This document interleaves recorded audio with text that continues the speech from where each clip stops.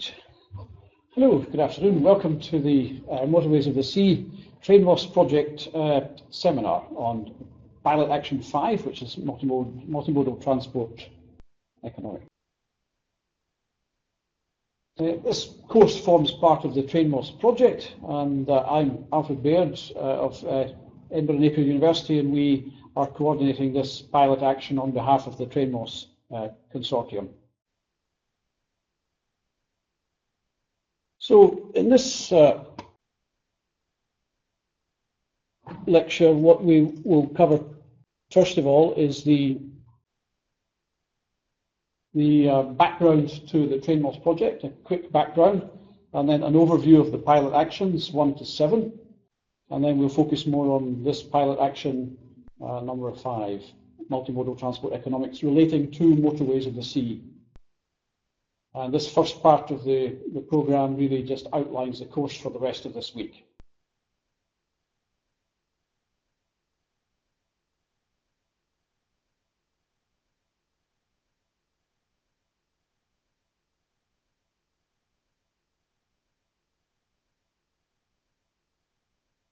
So now, just a second. Okay. If you want people to see, if you want your conference people to see your slides, then you have to do the sharing the desktop. Right.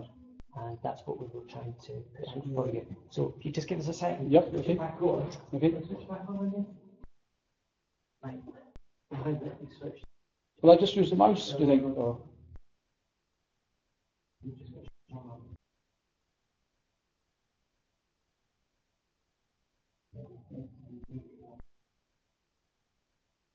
Right. And that's right. So desktop set. Right. Now. Should I just use the mouse? Yeah, you should now just be able to go right through it as normal. That's you back onto it. But importantly, people can now see what's going on. Okay. Thank you very much. A little bit technical issue there. I should mention that this is being relayed to the other 6 universities in the Train Loss Consortium. So this is part of the Train Loss project, and this pilot action is being relayed to the other 6 universities, who you can see there, from 6 different countries, from Spain, Portugal, Greece, Germany, Italy, ourselves in the UK, and Sweden. And there's a number of other partners there on the information technology side, web platforms, so on, and regional governments involved in the Train Loss Consortium.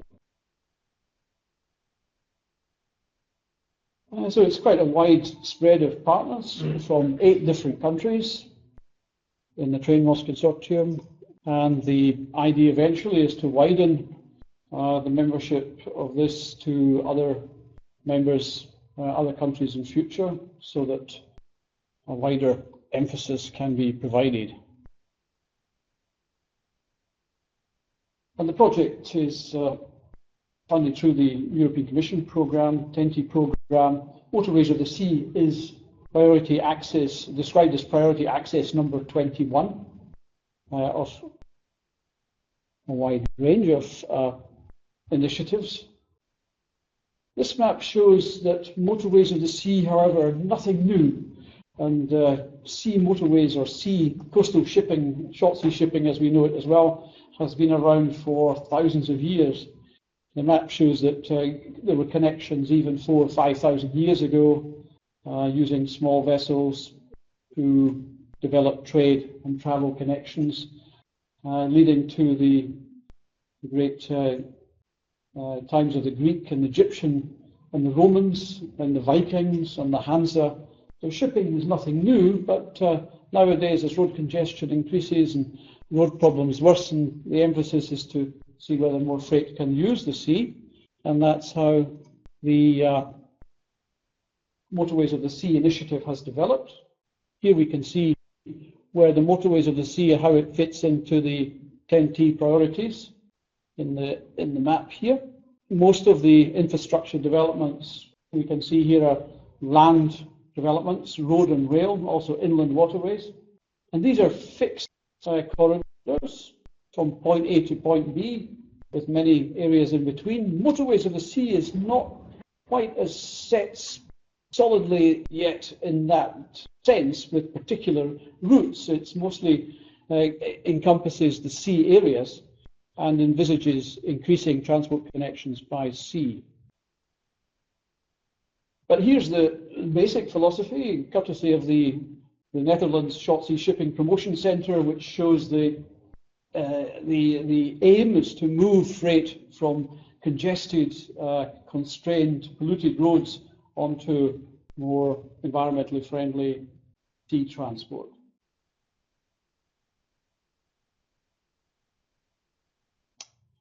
So the TrainMOS approach is one where the universities come together with industry stakeholders to develop this program, and we've put together this as a pilot program with a range of 7 modules, and each partner university has developed the outline module for them in areas which I'm going to show you in a minute. But this has been done also with the assistance of stakeholders from shipping, from ports, from policy making, and from users and other academics and researchers as well. And the idea is that through working together we can develop a training program for Motorways of the Sea that has a good potential impact on the future training requirements of the sector throughout Europe and neighbouring countries.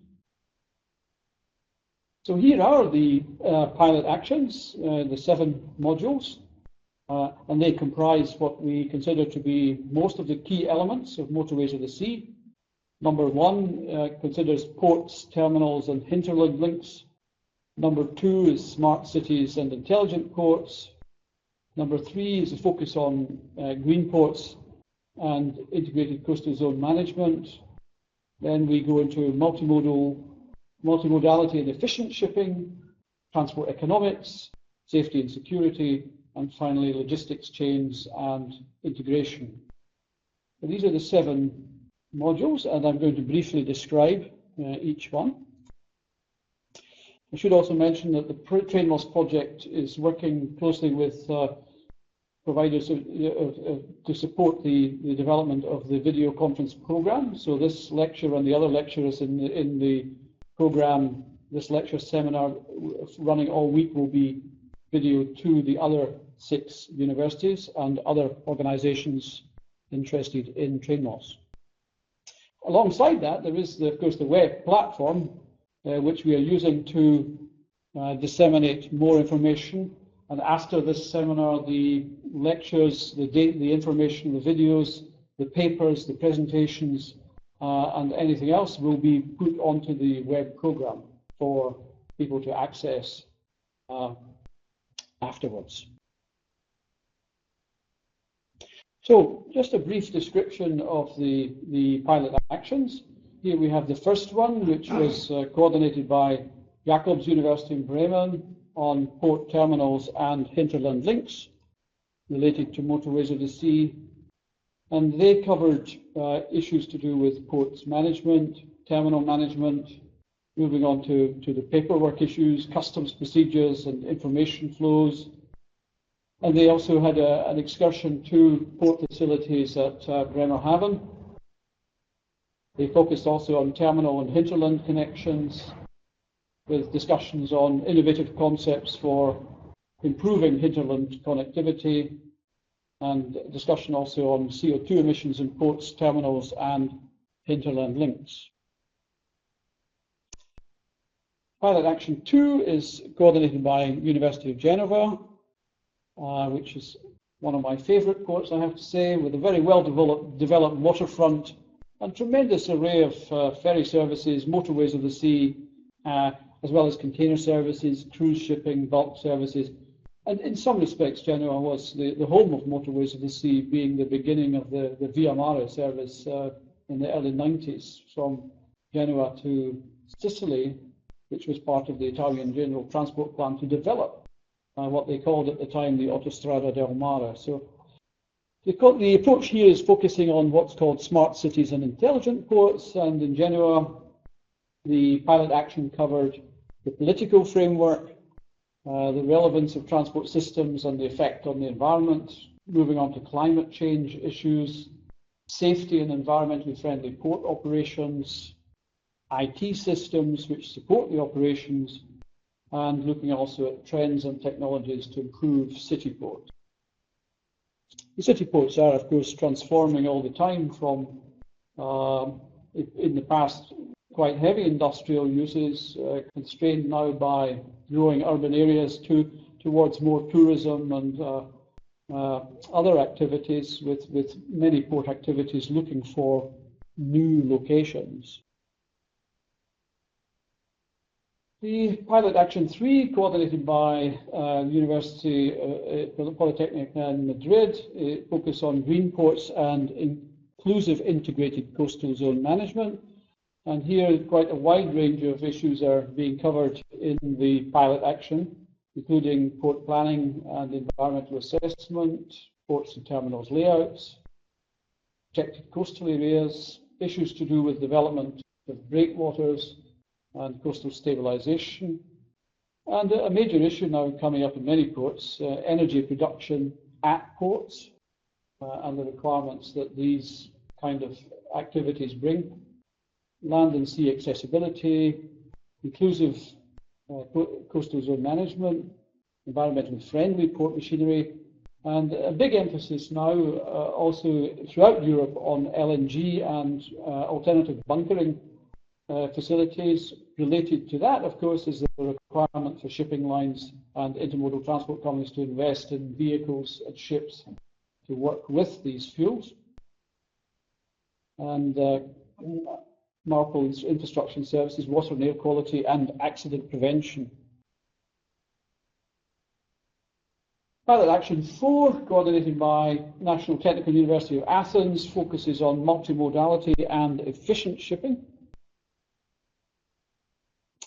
And here the focus is first of all, the introduction to the Motorways of the Sea concept, the economics of multimodal transport, shipping economics more generally, and then looking at issues to do with a whole range of factors affecting the maritime sector, fleet composition, shipbuilding trends, ship retrofitting and conversion, and then looking at different types of freight transportation, then the contracting, the markets, the legal aspects, classification of ships and certification, trends in shipping more generally, taking account of the ship owners' views, and a visit also to Piraeus Port.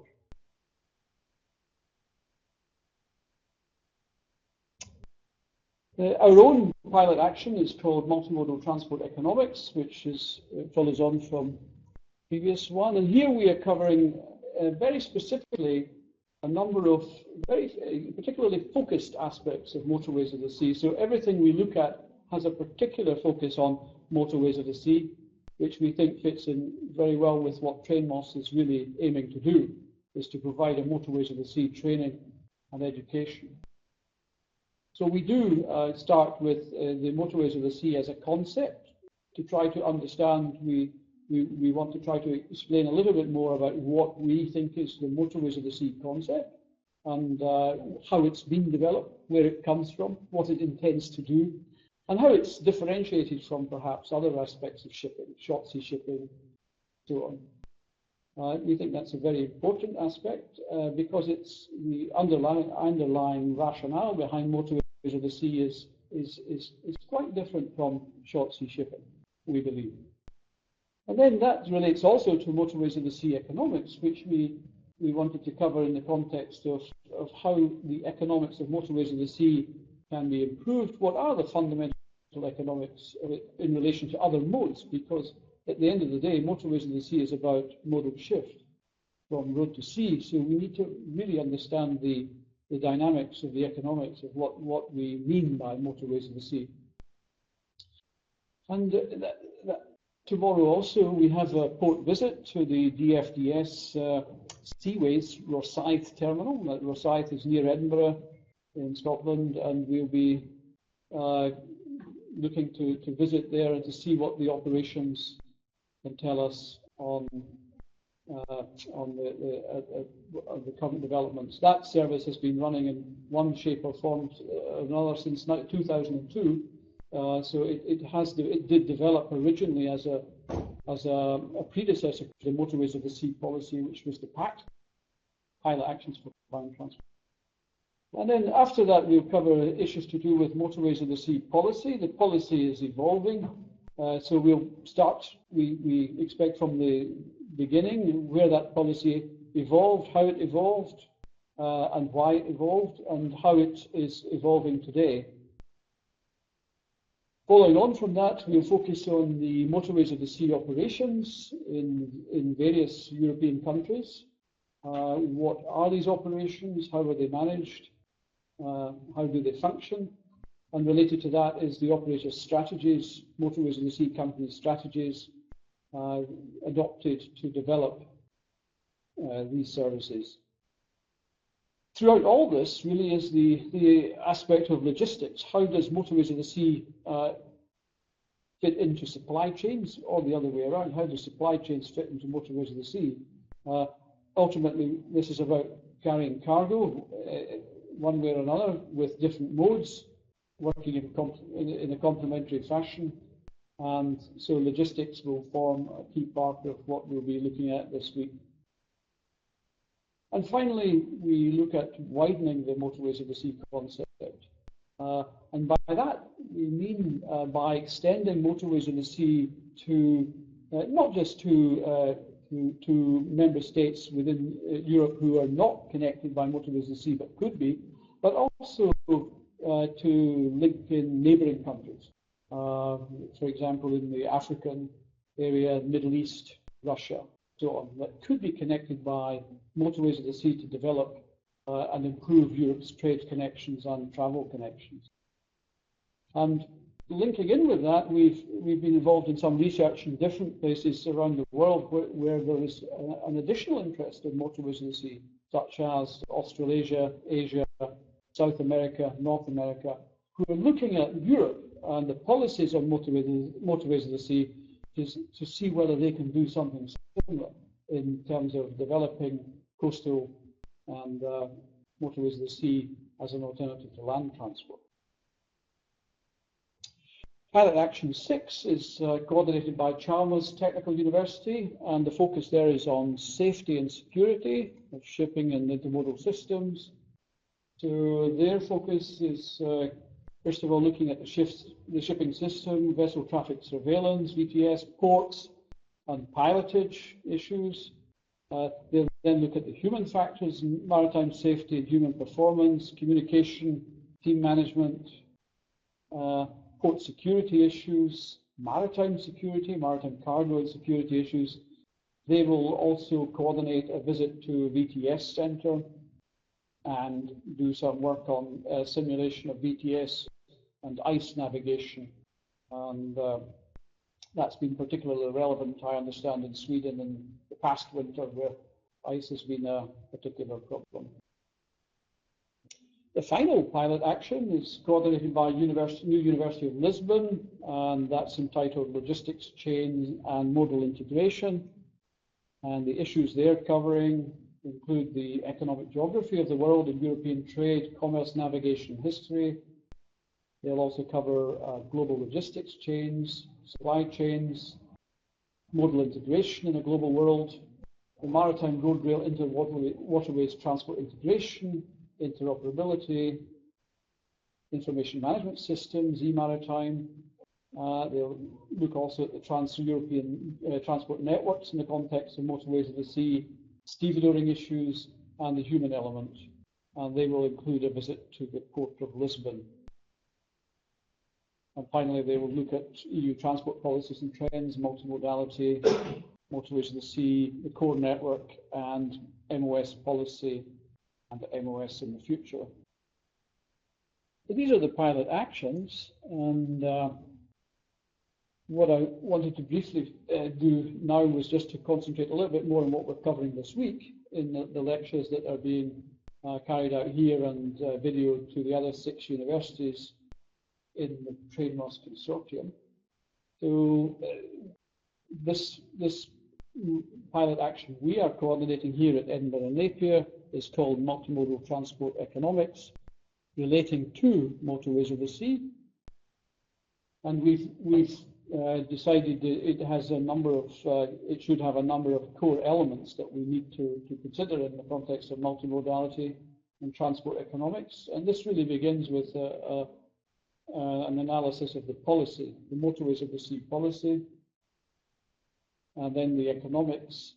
We think the port visit will be particularly important to inform people about the activities there and the challenges that these Motorways of the Sea type operations face. So we'll look at the operations. We'll consider in a range of case studies the strategies that Motorways of the Sea providers adopt, and that includes not just here but in the UK, but also throughout the North Sea region, the Mediterranean and the Baltic. We'll look at widening the Motorways of the Sea and how logistics impacts on this.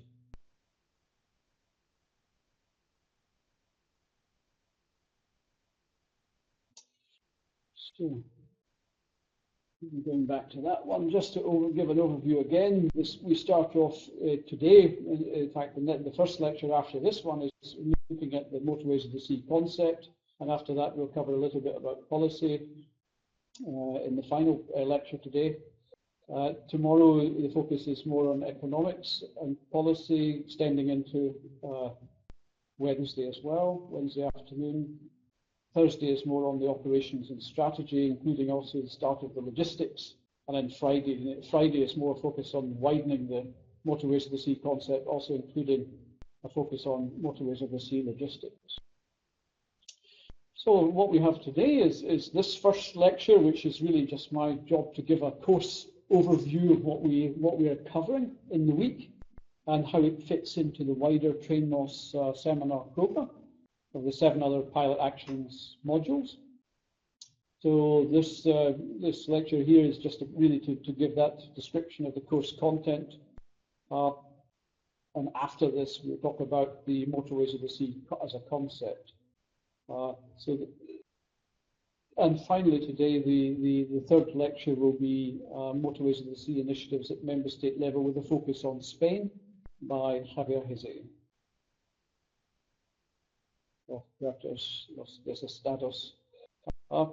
Tomorrow, the Motorways of the Sea policy will cover 2 main lectures. The first one will consider Motorways of the Sea policy in Spain by Javier Jose, and that will be followed by a presentation on Motorways of the Sea and TEN-T policy initiatives in Sweden by Dr. Alf Bodin from the Swedish Transport Administration.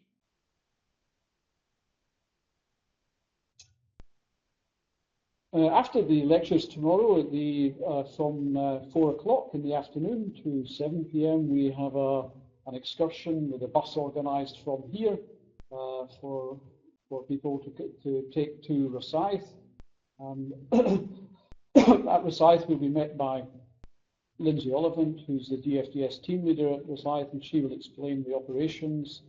There is a ship in tomorrow, so we'll be able to see the ship working and the loading and discharging operations, and have a good look at what the requirements are there for a typical Motorways of the Sea freight operation. After that visit concludes, the bus will then come back to Merchiston. And on Wednesday, we have the focus on Motorways of the Sea policy and economics. First lecture will look at Motorways of the Sea policy in Europe, how it's evolved, what are the key features, and how it's developing, and how it's expected to develop in the future. What are some of the key challenges? The second lecture will look at the economics of Motorways of the Sea. Particular focus here is on the ship economics and the ports as well, but particularly a focus on the ship costs and the operating costs for different types of vessels on different types of routes. So it will give a big overview of these kind of issues. And the final lecture on Wednesday is by Professor Dongwook Chong, who will talk about maritime transport and logistics, looking at more in a global context, but bringing into focus how this works in towards Motorways of the Sea.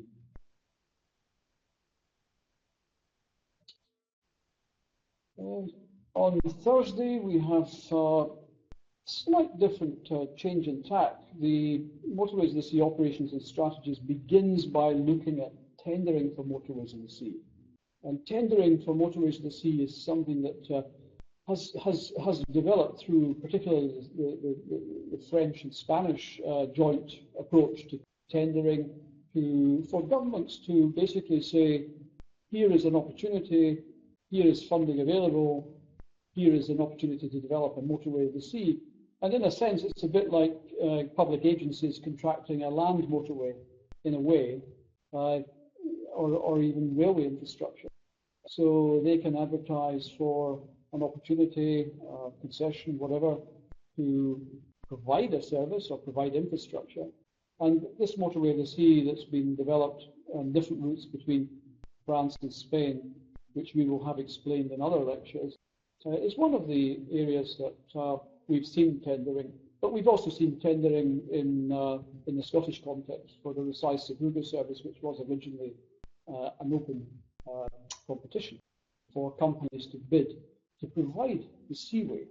And this goes back very much to the concept, what we think of the concept of Motorways of the Sea, which is about mobile infrastructure, providing mobile infrastructure, which we'll cover this afternoon a little bit more.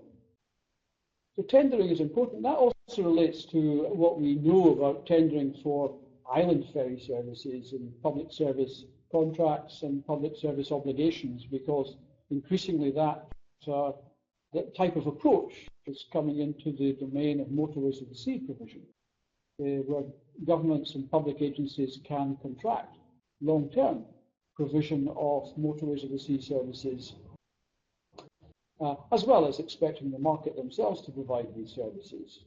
But in many cases, the reason why tendering has been brought about is because the market, acting in isolation, quite often can't provide the service against competition from either free or highways, motorways, or motorways that don't pay their full cost. We then have a presentation from a lecture from Mike Macaulay, who's the DFDS Seaways Route Operations Director, on Thursday afternoon, and he'll explain the DFDS operations throughout Europe, the strategy. DFDS is a major operation with a turnover of more than 1 billion euros a year, and I think in excess of 30 ships. So it has an extensive route network and works with many major users of Motorways of the Sea type services. And then finishing off the lectures on Thursday will be a look at a number of case studies on 3 or 4 major Motorways of the Sea operations in Europe, where we can look at some detail in the different services provided by different companies, how they're provided, what types of ships, which ports they operate to, which type of traffic flows they carry, and some of the challenges that they face in these operations, particularly in the startup phase. Always with the case of Motorways of the Sea, particularly new Motorways of the Sea, the big challenge is the startup phase, or the major challenge, especially when a Motorway of the Sea, perhaps with 2 vessels starting from zero, it represents an investment of more than 100 million euros and an operating cost of perhaps 50 million euros a year. That's a big commitment to start a new Motorway of the Sea. And it can sometimes be a daunting prospect for private investors to do that, especially against when they're competing against public highways, essentially. And that's why the Motorways of the Seas policy is there at the European level to assist, but increasingly at the member state level to support new Motorways of the Sea. And we will make, I think, a distinction here as well between international Motorways of the Sea and domestic, because in some corridors there's a potential not just for international Motorways of the Sea, but also domestic within a single member state to have coastal Motorways of the Sea services, as we see in Italy, for example.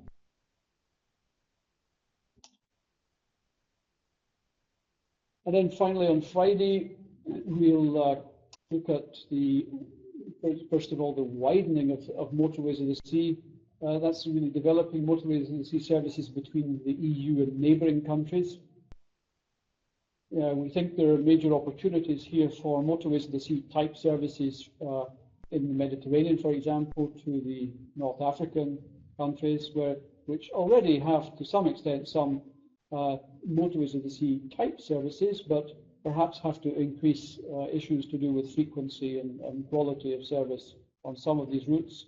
The Middle East is another opportunity, the Baltic, Russia, and so on. So there's a number of opportunities here, and the motorways of the sea policy is getting a lot of attention from other parts of the world, particularly South America as well as Asia, where these type of services in places like countries like Brazil or India can be perhaps very attractive. Even Australia is considering this type of operation. So the more we are disseminating this information, the more it's beginning to get of interest to other parts of the world.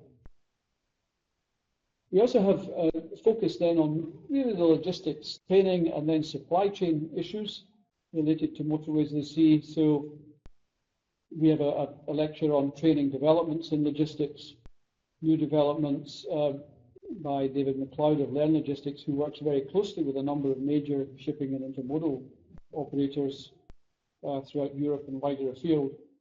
And then finally we have the second lecture by Professor Dong-Wook Song of Edinburgh Napier University on maritime transport and logistics.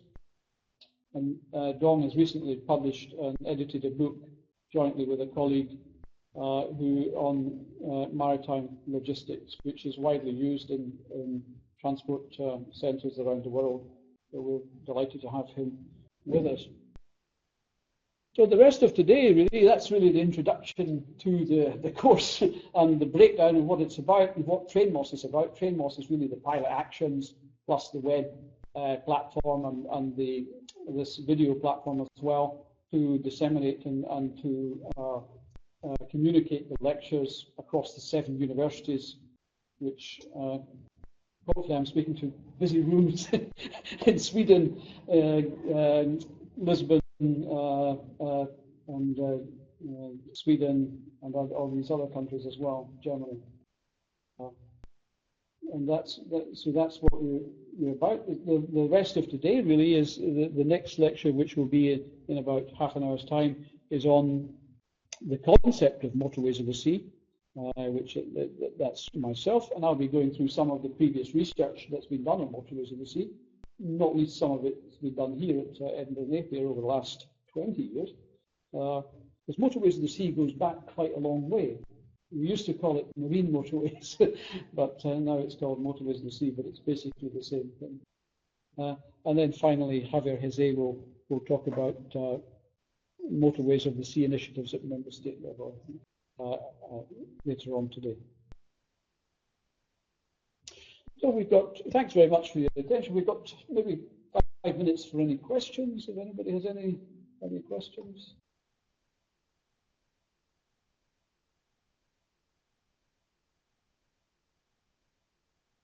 Okay.